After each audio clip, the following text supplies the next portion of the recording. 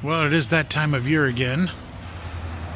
Time for Christmas lights, Christmas traditions, and one of the greatest in my life, and one in auto racing, is the 35th annual Stocks For Tots, beginning here at the North Carolina Auto Racing Hall of Fame. And when folks are in this area, if they wouldn't mind stopping by the North Carolina Hall of Fame and patronizing the terrific displays they have out, and also the gifts for the children here. Sign on the door says closed today, but the front door is open. All right, bye. Hey guys, I'm closed. You'll pick your ticket up down at the center, okay? Okay, sorry. Thank you, Sue. I'm just getting a little bit of video footage for the event tonight. Okay. I knew you were closed, but I came by to see the car and I didn't see it outside, so. Nope, it's down there. Everything's down there. Perfect. You switched it up on me. We'll see you over there. Okay, bye. Thank you, Sue. Updated the list since it was put out in. Exactly what I was looking for. The Stocks For Tots race car, which to me signifies the Stocks For Tots evening here in downtown Mooresville. Just a couple months ago we had the Walk of Fame. Shirley, Muldowney, and Elliott Forbes Robinson were inducted into that right across the street here. And now another great cause to benefit the children of Waddell and Mooresville area and the Charlotte, North Carolina region. And also the victims of Hurricane Helene and the western end of this great state. Thank you. Ladies and gentlemen, my era of race car, when I first started following this sport, Ronnie Thomas's 1981 Pontiac Grand Prix sponsored the initial sponsor, Advance Auto Parts. I am in love, folks. I am in love. Original hauler. Well, not the original hauler. Sorry. That's a little bit advanced from 1982. But like I said, this was my era of race car. This is when I fell in love with the sport. Ronnie Thomas just ran in. I'd like to see him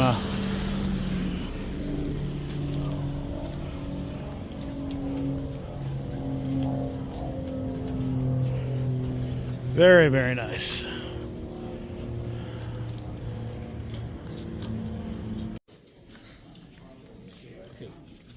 Some of the VIP guests here tonight are Kyle Harvey, longtime spotter, well, an engine tuner and crew member, race car driver from the Chicago, Illinois area, Tom Baker, host of his own podcast, and Matt McSwain, who was part of the relief effort to get into western North Carolina to help those that were devastated by Hurricane Helene. The entryway into the Charles Mack Convention Center here, downtown Mooresville. And what we're doing is we're coming up on the first faithful in line. And here's number one. These are the... When did you folks get in line? What time? 10 o'clock. Well, that is dedication. Wow. The Stocks For Tots faithful. The event is sold out this year. And here at Stock Car Facts, we absolutely 100% believe in the cause that they are trying to help. Thankfully, there's places to sit. Some people do bring their own chairs, but there are places to sit, thankfully. Coming around the corner here. This, I guess, marks the halfway point, I guess, right? I guess next year you guys will get here earlier. Front of the line said 10 a.m. Oh, my goodness. And here are the the last few that are left. I just talked to the front of the line. They said they got here at 10 a.m. That's something to shoot for next year, huh? 10 a.m. Oh, my goodness. Well, I know on behalf of Stock Car Facts, appreciate you guys coming out here, help this worthy cause for Stocks for Tots. It certainly helps those underprivileged children, and this year also the victims of Hurricane Helene. Just the devastation there is just unimaginable. Being from Detroit, we don't have storms like that. We have the occasional tornado, but wiping your house out with an absolute wall of water. They still haven't even found people yet. It's just unthinkable.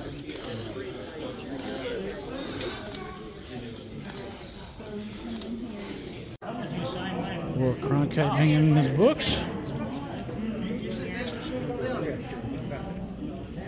Oh my. You have too many left. Could we switch places? I just put my card right here where my box is. Well, we can definitely squeeze. So part of the appeal of Stocks for Tots is some of the sheet metal that's available to be signed. And the sheet metal will go to, various causes, various other charities. Because, these would bring a very large price and to help so many people in a charitable situation. On Mike Skinner door here, going to use Richard Childress Racing. They're hiding this. Well, I'm going to pull it back. That looks like a Brendan Gaughan truck. Or is that Stuart Frieson's truck? Toyota back deck lid right there. And the Bobby Labonte team, that's the car that Ryan Newman drives. And the various modified series, NASCAR Winning Tour, and there's another series they compete in. And then one of Dale Jarrett's quality care hoods. It should be from '99 when he won the title. It looks like a Ford Thunderbird hood.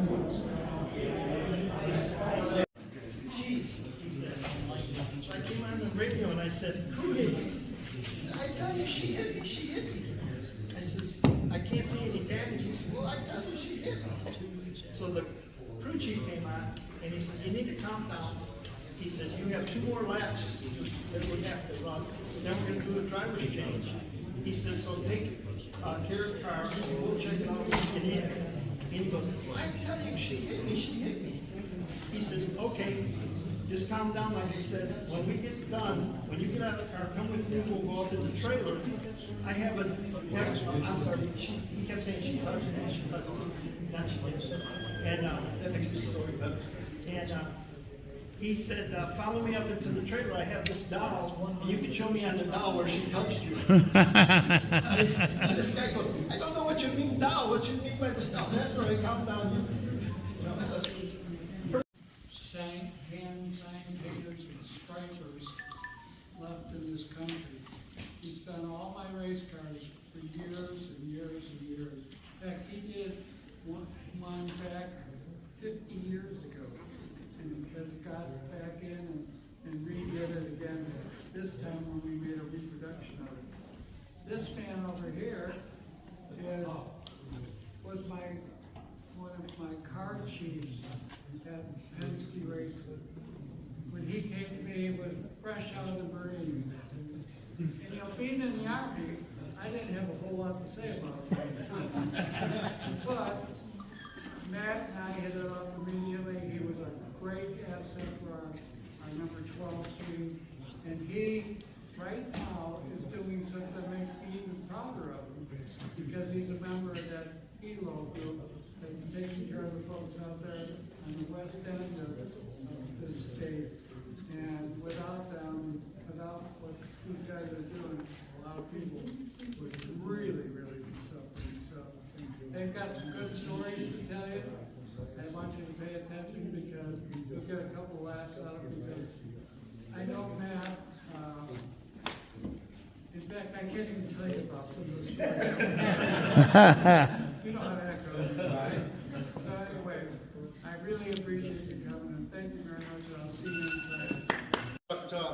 company. So that's why they're here to talk about kind of what they did out there in Western North Carolina and what the plans are for the rest of this company. But they've done a lot of great things to help out the North Carolinians and eventually go nationwide with this. So I'd like to have them talk to y'all for a little bit, and we'll come back. Real quickly before you leave, Erik here has been involved now for 4 years, and he's taken this to where it is now, where we used to stand outside in the rain and things like that. We can go back. Yeah. But give Erik a Pass. hand for the hard work he's done. Hello, right here. Would you like to have Operation Heal, gentlemen? So You go ahead. No, go ahead. I want to hear a good story. Go ahead. Something when Chris gets here, because I spotted for Chris too from. Okay, all right. Well, again, kind of put me on the spot. I didn't know I was talking tonight, so again, They always say there's no truth in a good story. that's right. That's right. So, yeah, so we could go back. First of all, Don Miller, I don't know how deeply in Inman y'all know him, but he's one of the most gracious men that I've ever met in my life. Has never said no to any harebrained idea that I have or any of our friends have ever had. When we started the 12-car team with Ryan, I'm sure he'll be here in a little bit. I didn't know what USAC was. All I know is we were going to help Ryan in some kind of little car called a USAC. But we all grew up together. Again, I was the first guy hired for the 12-car team.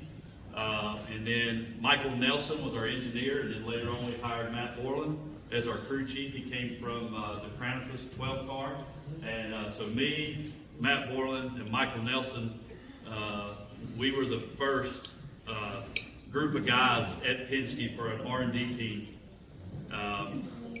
Don gave us Buddy Baker and said, Buddy, take these group of kids and go do something with them. So as you can imagine, having Buddy Baker, he was the biggest kid as we were out on the road, and the stories I can't even tell you. It was unbelievable. But just blessed to have been a part of the NASCAR community. We had a good career, and the things we did back then, I don't think we could do. I don't think it'll ever be replicated. But we had good success, a lot of poles, a lot of track records, a lot of wins, and just very blessed to be a part of it. But kind of tell you where, how we got to be where we're at. Got out of racing, started a company. This company was about aircraft, and we took the NASCAR technology that we had in NASCAR, we have in NASCAR at the time, and relayed that to the aircraft world. I know it sounds kind of crazy, but aircraft are really primitive when you look at their suspension. So we saw a need, and we took that need and started developing newer, better, safer aircraft suspension. Our company is Acme Aero. We're based in Denver, North Carolina, made in North Carolina, just right above Denver. We have a little small airport there, and our claim to fame is we are the only company in aviation, period, that gives a lifetime warranty. So that's kind of our claim to fame for Acme. Now, how did we get to the North Carolina helicopter operations? So we have a friend of ours named Doug Jackson, and Doug started a nonprofit called Operation Airdrop in 2017. And what Doug and his nonprofit do is they supply all the supplies into needy airports after hurricane and disaster. Doug called me the Saturday after the storm. Didn't have power. Me and my wife actually were in a hotel in Charlotte. And he said, hey, we're in Texas. I think we're heading up to North Carolina. It looks pretty bad. What do you know? I didn't know anything. And he said, I think if you would go, do some research, you'd find it's pretty bad. Had no clue. So I took a flight up to the mountains, and it was just devastation. Couldn't really believe what I was seeing. It was barbaric, and it's unbelievable. So immediately I came back, I called Doug, I said, hey man, we're all in, what do you need? And he said, well, we're on the way from Texas, we're going to Concord. I immediately called Erik, and I said, Erik, we're going to Concord to meet Doug and his team, we're going to give them whatever they need. So you know, we're gonna figure it out, be here at a certain time. So me and Don got to see Chris Buescher, folks. Yes.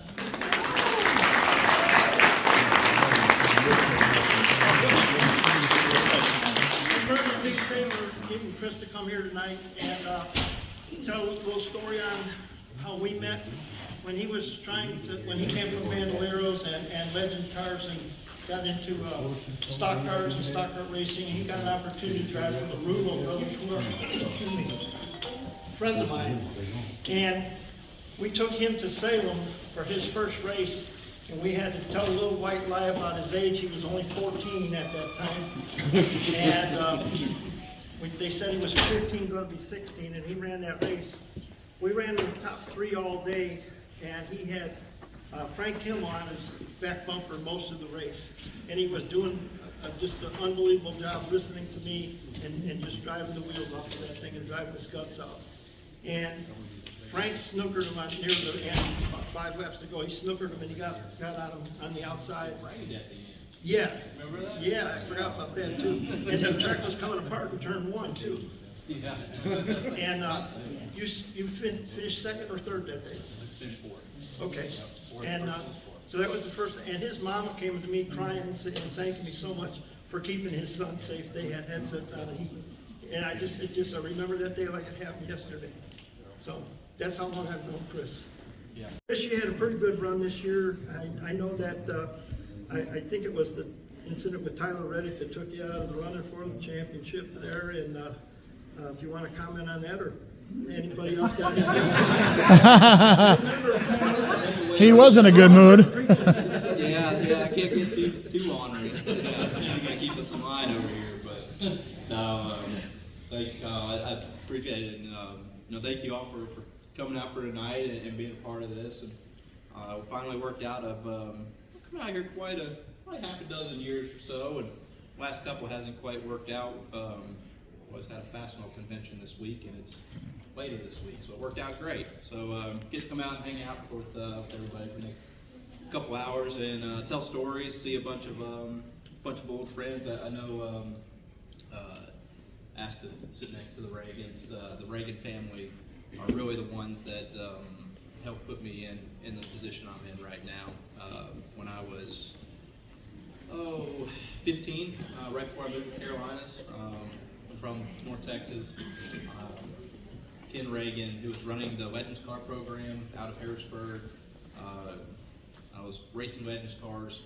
We had won a bunch of races out, summer shootout, and had some good years. And he told my family that we needed to move to North Carolina if we wanted to pursue this. And got 2 younger sisters. My mom and dad had long-time careers in Texas. That wasn't necessarily an option for us. So Ken raised his hand and said, well, David's moved out. He said, just take his room. You can move into the house. You can homeschool, and if you go work in David's shop in the afternoons, and we can go, we can get you in over at Roush. You can go volunteer for pit practice and whatnot. And that's actually how it took off. I moved to the Carolinas right before I turned 16. I did not have a driver's license when I got here. I had to be driven everywhere.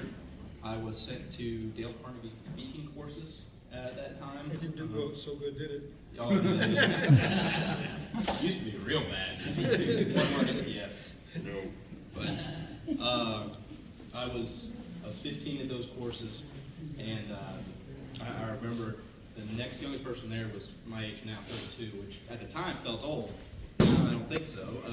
But that was a big eye opener for me, just on how to speak.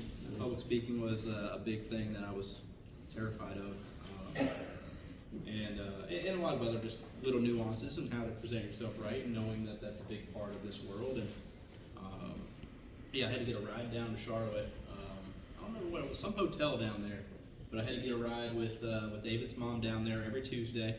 Go do that course for a few hours, and then get back to the shop, do my homeschool the next morning, and back to David's shop to work around there a little bit. So that being said about this young man, what I'm so proud of him is he did it. His mom and dad were just working people, and he came from that talent pool, and people saw it and recognized it. And fortunately for him, he picked up on it, he was able to capitalize on it, end up where he is today, you know. I have a funny story I couldn't share. Remember when we raced up at... over here. We raced at Cayuga, Canada, in a ARCA race. And we left there, and we were flying out of Buffalo, New York. And we got to the airport late, and so we had to fly out the next day. Well, I had permission slip from his parents to take him to be his guardian. And you should have seen the looks I got, because he was only about this big then, you know. When we went through the airport, when I was trying to get him on the plane, I felt like a predator almost, you know. It's just like, you know, and no, read the paper, you can call him, it's, you know, remember that? Oh, yeah. That was, I wasn't even racing that race. No, that's right, you were just Shepard helping. was in the car, Yeah. I was just helping. The VIP room, heading on out to go sign. That's the privilege of paying the VIP portion, the VIP ticket, is that you get to go first. And, I mean, you get to go first. I mean, it's not like they run out of autographs. I mean, you know, they don't have, it's not like they have, we have 150 and then, no, I can't sign 151. But, you know, a little more of a personalized experience, I guess, when you get to go first. And it is a privilege to spend the money to get the VIP ticket and to go first. So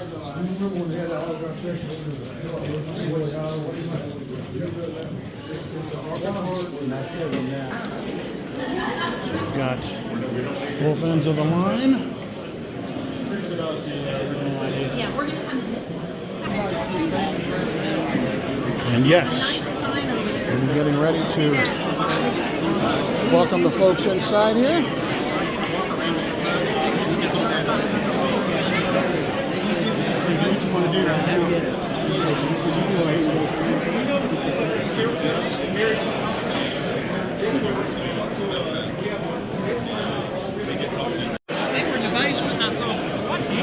We have quite a bit of signers here. Wow. Hello, Andy. Hey. What in the world? Brad's got a lot of stuff here. Yeah, for a change, right? Oh, wow. Looks a lot different when you get people showing up to sign.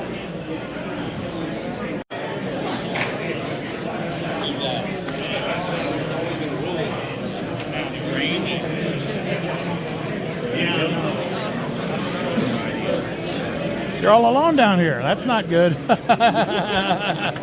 Oh, my.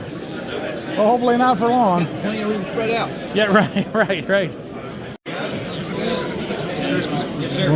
Thank you. Floodgates are open. I don't think there's a VIP line anymore. Yes, sir. Yes, ma'am.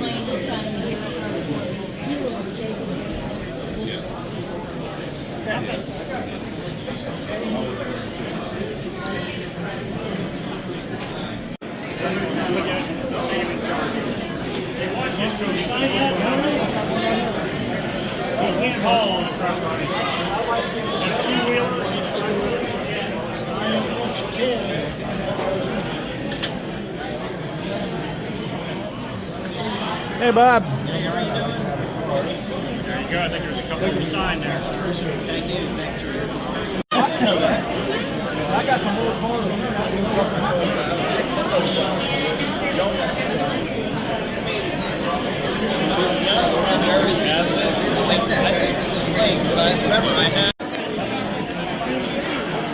Well, boys and girls, look who's making the rounds. Oh, Santa's going to sneak out the side door. He's checking to see who's naughty and nice.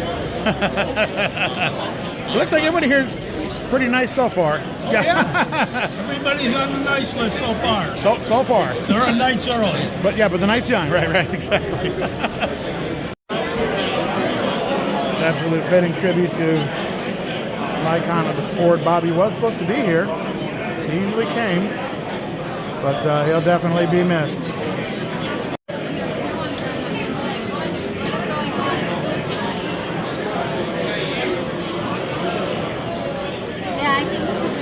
fellow YouTubers signing away.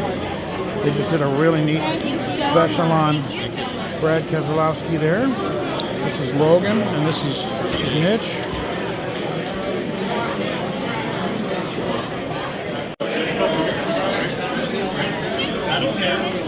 I don't care.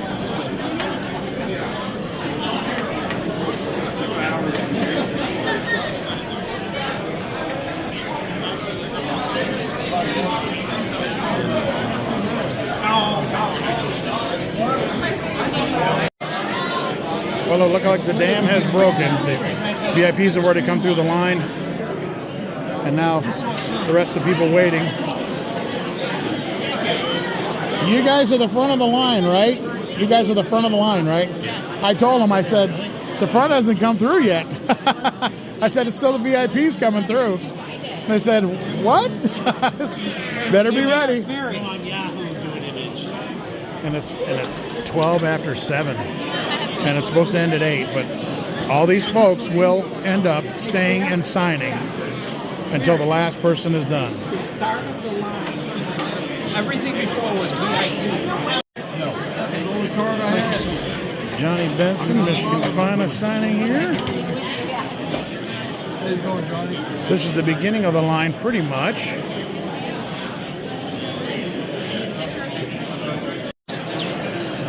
Mr. Evernham has showed up to sign.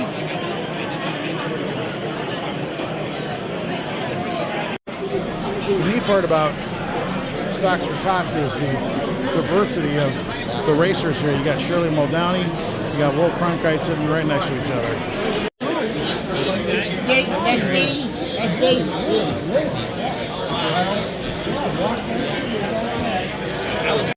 Folks, we can't thank you enough for tuning in to Stock Car Facts and Stocks For Tots.